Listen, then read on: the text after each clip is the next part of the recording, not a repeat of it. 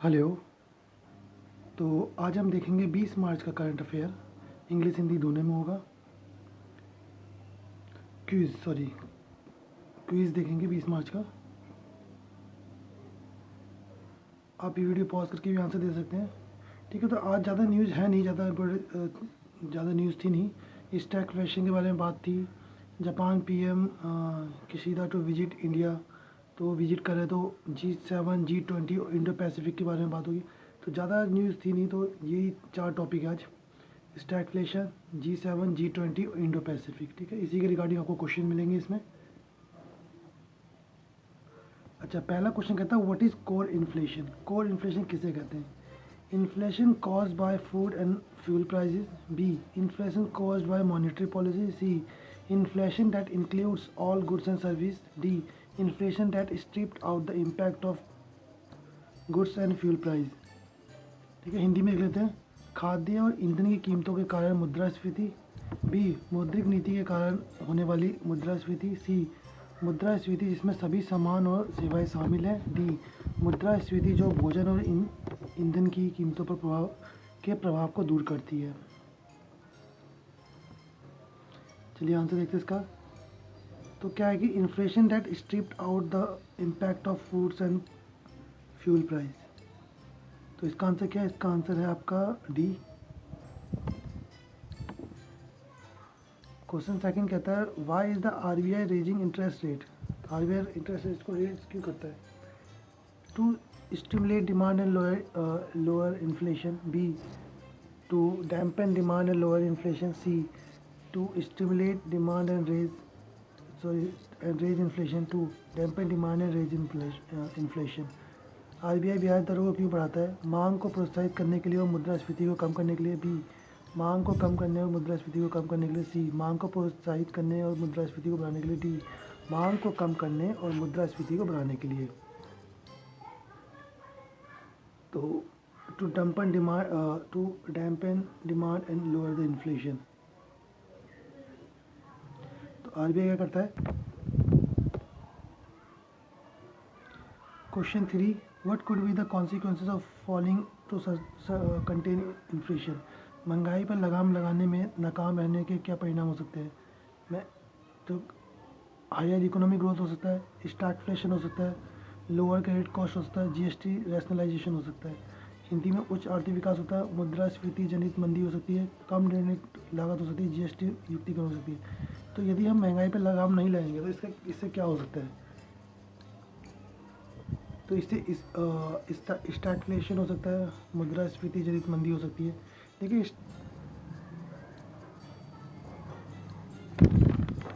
Question 4 कहता है what is the G7, a group of world 7 largest and most advance economy.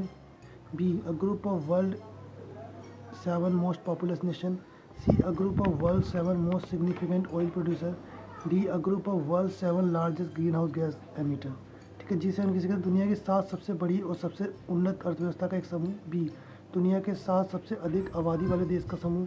सी, दुनिया के 7 सबसे महत्वपूर्ण तेल उत्पादों का समूह। डी, दुनिया के 7 सबसे बड़े ग्रीन हाउस गैस उत्सर्गों का समूह।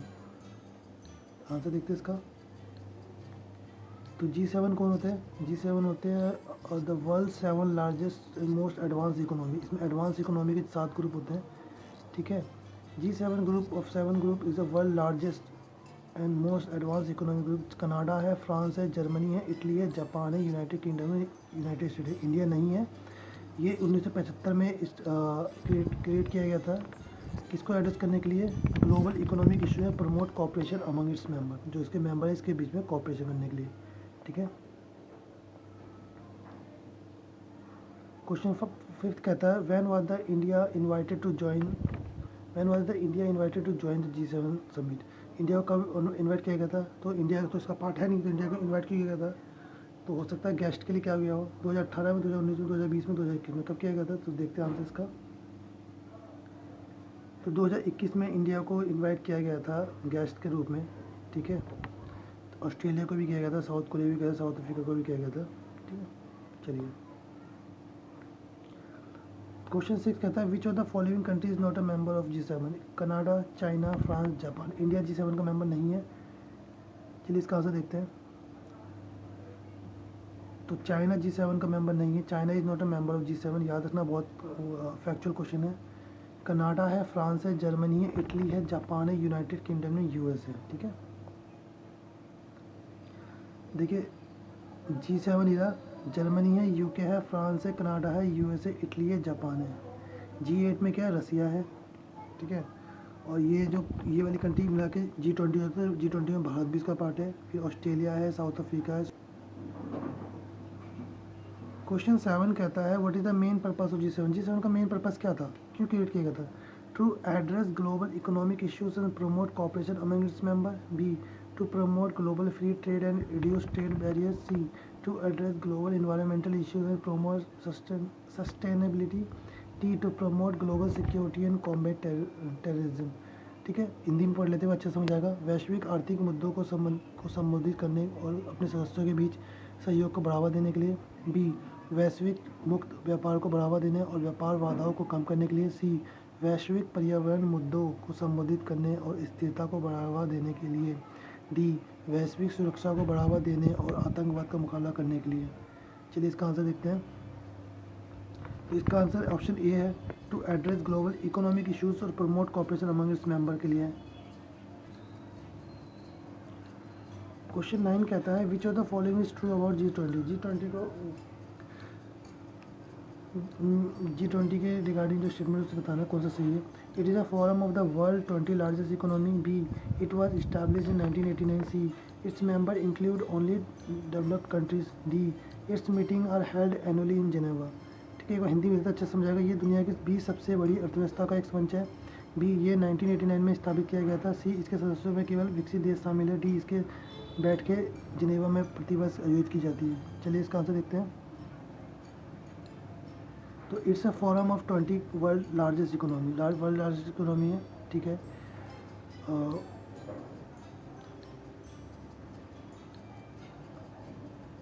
19 कंट्रीज़ है इसमें है, और एक यूरोपियन यूनियन है।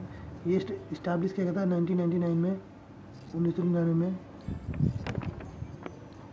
ठीक है, तो G20 include the both developed and developing country. इसमें डेवलप्ड कंट्रीज है और डेवलपिंग कंट्रीज दोनों हैं। ठीक है, विकासशील। 11, विच of the following issue is not on the agenda of G20। Climate change, trade, health, military alliance. कौन सा G20 के एजेंडे में शामिल नहीं है? चलिए आंसर देखते हैं। मिलिट्री अलायंस G20 में शामिल नहीं है, जिसका एजेंडे में शामिल नहीं है। क्या क्या एजेंडे में शामिल है? तो इंटरनेशनल ट्रेड शामिल है, क्लाइमेट चेंज शामिल है, पब्लिक हेल्थ शामिल है। Military alliance are not typically part of G20 agenda. तो मिलिट्री अलायंस G20 एजेंडा का पार्ट नहीं है। क्वेश्चन 12 कहता है कि how does the G20 differ from G7।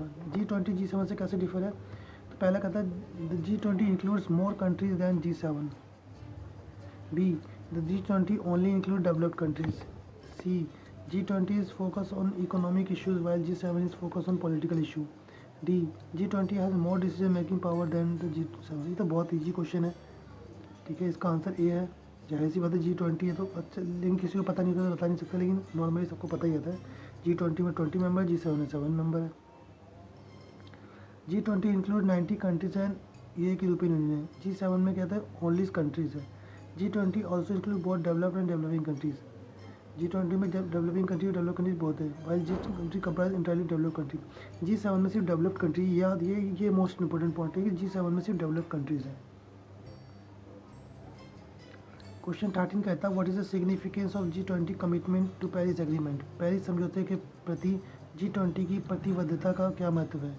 It demonstrates the G20 commitment to reducing global green gas emission. B, it represents a shift in the focus away from economic issues. C, it means that the G20 will not engage in international trade. D, it is not significant as the G20 has no authority to enforce the agreement। Hindi में देखते हैं अच्छे समझ आएगा। ये वैश्विक green house gas उत्सर्जन को कम करने के लिए G20 की प्रतिबद्धता को प्रदर्शित करता है। बी, ये आर्थिक मुद्दों से दूर फोकस में बदलाव का प्रतिनिधित्व करता है। सी, इसका अर्थ G20 अंतर्राष्ट्रीय व्यापार में संलग्न नहीं होगा। डी, ये महत्वपूर्ण नहीं है क्योंकि G20 के पास समझौते को लागू करने का कोई अधिकार नहीं है। चलिए इसका आंसर देखते हैं।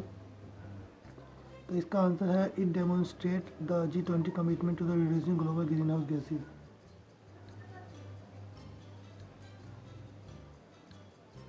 ए इसका आंसर है, ठीक है।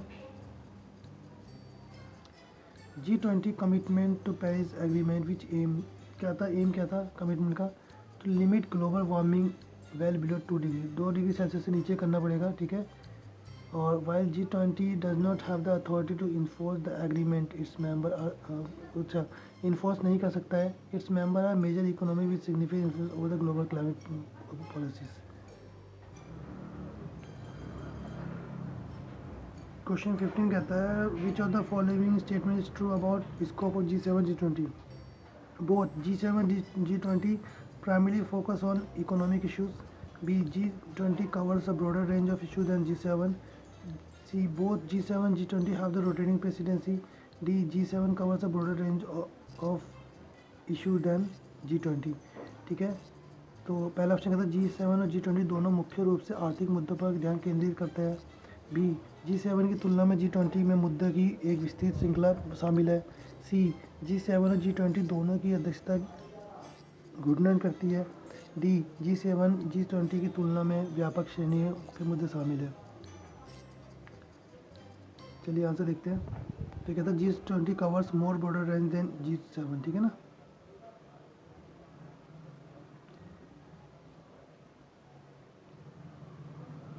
क्वेश्चन 16 कहता है what is the Indo Pacific, क्या है। तो a region comprising of Indian Ocean Pacific Ocean. B, a region comprising of Indian Ocean the Pacific Ocean and Arabian Ocean. C, a region comprising of Indian Ocean the Pacific Ocean South China Sea. D, a region comprising of Indian Ocean the Pacific Ocean the bay of Bengal. Hindi में ज़्यादा अच्छा समझ आएगा Pacific ocean के बारे में। एक क्षेत्र जिसमें हिंद महासागर प्रशांत महासागर शामिल है। एक क्षेत्र जिसमें हिंद महासागर प्रशांत महासागर और अरब सागर शामिल है। सी, एक क्षेत्र जिसमें हिंद महासागर प्रशांत महासागर दक्षिण चीन सागर शामिल है। डी, एक क्षेत्र जिसमें हिंद महासागर प्रशांत महासागर बंगाल की खाड़ी शामिल है। तो आपको आंसर बताना क्वेश्चन 16 का। तो इसका आंसर ए है, region comprising of Indian Ocean Pacific Ocean South China Sea, ठीक है, ये शामिल है। चलिए आगे चलते हैं। क्वेश्चन 17 कहता है what is the significance of Indo Pacific region. Indo Pacific region का सिग्निफिकेंस क्या है। It is a region with the high concentration of biodiversity. It is a region with the larger number of developing country. It is a region with the high concentration of trade and commerce. D, it is a region with the high concentration of natural resources. Hindi में ज़्यादा अच्छा समझ आएगा। ये जैव विविधता की उच्च सदृढ़ता वाला क्षेत्र है। बी, ये बड़ी संख्या में विकासशील देशों का वाला क्षेत्र है। सी, ये व्यापार और वाणिज्य की उच्च सदृढ़ता वाला क्षेत्र है। डी, ये प्राकृतिक संसाधनों की उच्च सदृढ़ता वाला क्षेत्र है। चलिए इसका आंसर देखते हैं। इसका आंसर सी है, it is region with the high consider. ये ट्रेड के लिए बहुत रूट अच्छा है, ठीक है ना, इसलिए इसलिए इस पर फोकस है। चलिए आगे चलते हैं। क्वेश्चन 18 कहता है which countries are the major player in Indo Pacific region. कौन सी कंट्री जो है वो प्रमुख खिलाड़ी है इसमें। China, India, Japan, United State. B, China, Russia, Japan, Australia. India, Russia, Japan, Australia. India, China, Japan, Australia. तो हमें आंसर देखना है इसका 18 का। तो है इंडिया है, चाइना है, जापान है, ऑस्ट्रेलिया इसके मेजर लाइक उस रीजन के हैं, ठीक है, इंपॉर्टेंट प्लेयर। क्वेश्चन 19 कहता है व्हाट इज़ क्वाड। क्वाड क्या है। A military alliance between a United State, Japan, India, Australia. B, a strategic dialogue between the United State, Japan, India, Australia. C, a trade agreement between the United State, Japan, India, Australia. D, a cultural exchange program between the United State, Japan, India and Australia. Hindi में एक अच्छा समझाएगा। संयुक्त राज्य America, Japan, Bharat, Australia के बीच एक सैन्य गठबंधन। B, संयुक्त राज्य अमेरिका, जापान, भारत, ऑस्ट्रेलिया के बीच एक रणनीतिक वार्ता।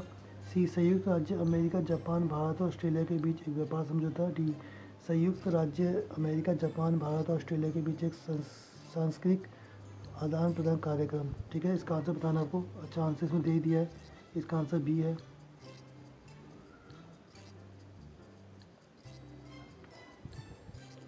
क्वाड में कौन कौन शामिल है। United State, Japan, India, Australia. Question 20 कहता है what are the major challenges facing in Indo Pacific region. क्या प्रमुख चुनौतियां हैं।